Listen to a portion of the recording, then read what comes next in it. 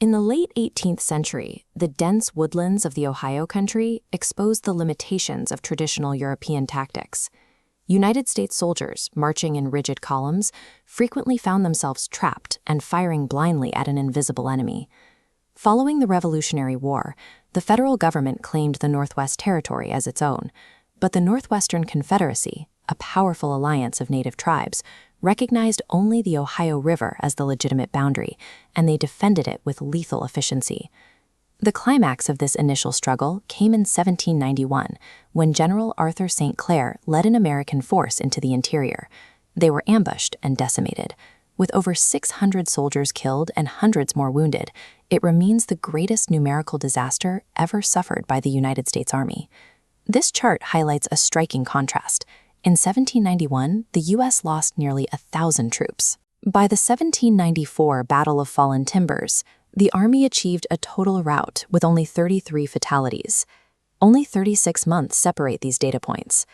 This rapid shift in outcomes was the direct result of a systematic overhaul of the American military. The federal government had to stop relying on unorganized volunteers and begin the deliberate engineering of a professional standing army. In the early years of the Republic, Congress hesitated to fund a permanent military. This forced the government to rely on state militias, citizens who lacked the training, equipment, and discipline required for a sustained frontier campaign. They faced the Northwestern Confederacy, a military alliance including the Miami, Shawnee, and Delaware tribes. Though decentralized, the coalition was united by a single objective: the protection of their homelands from American occupation. The Confederacy operated under the strategic leadership of the Miami war chief, Little Turtle. His influence is symbolized by the large medallion he wore, signifying his status as both a high-ranking warrior and a key diplomatic link between tribes. The Confederacy utilized an asymmetrical advantage, executing high-impact ambushes from the cover of the brush. These tactics prioritized the destruction of supply lines and command structures, rendering the slow, rigid American formations useless. By 1791, the United States was effectively losing an organizational war, struggling to match the Confederacy's mastery of decentralized resistance. The cycle of failure began in 1790. General Josiah Harmer launched a Punitin expedition against the Miami and Shawnee, staging his forces from Fort Washington in modern-day Cincinnati. Harmer attempted to surround his enemy, but in doing so, he made a critical tactical error. He repeatedly divided his 1,400-man force into smaller detachments, leaving them isolated and vulnerable. The geography of his defeat is traced in these diverging routes along the Miami and Wabash rivers. Native warriors waited for this separation. At the Miami villages, they ambushed the isolated American detachments one by one, destroying the expedition's strength piecemeal. A year later, General Arthur St. Clair suffered an even greater catastrophe. His campaign was crippled by logistical delays and a total breakdown in camp security, allowing 1,000 warriors to surround his position undetected. During the attack, native warriors specifically targeted the American officers. Removing the leadership instantly paralyzed the militia's chain of command and triggered a panicked, disorganized retreat. The failures of Harmer and St. Clair established a harsh prerequisite for frontier survival. Numbers alone were insufficient without institutional discipline. Following St. Clair's defeat, Congress authorized the creation of the Legion of the United States. This marked a decisive shift toward a permanent, federally controlled standing army. President Washington appointed General Anthony Wayne to command the Legion. Wayne brought a professional mandate to the frontier, prioritizing training and discipline over immediate offensive action. Wayne reorganized the force into 4 sublegions. Each was a self-contained unit combining infantry, cavalry, and artillery under a single command. This created a unified hierarchy that stood in sharp contrast to the Confederacy's reliance on consensus-driven councils and messengers. At a camp called Legionville, Wayne spent a year drilling his recruits. He emphasized bayonet tactics and rapid response maneuvers, ensuring his men could maneuver and fight under the specific conditions of a woodland ambush.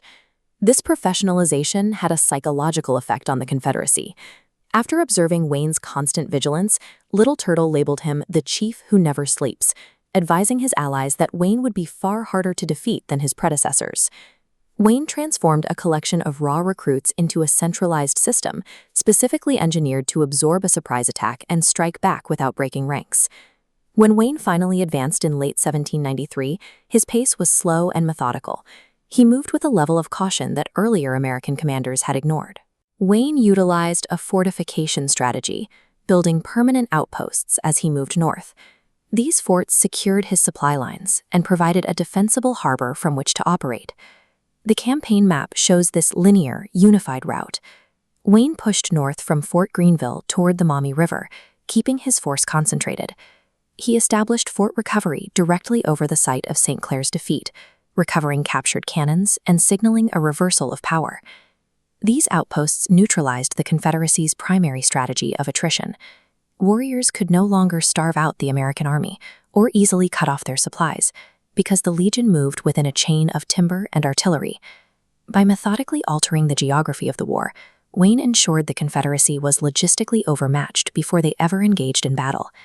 In August 1794, the Shawnee war chief Blue Jacket chose a battlefield near the Maumee River. He positioned his warriors in an area where a tornado had leveled a forest, creating a mile-long stretch of natural defensive barriers.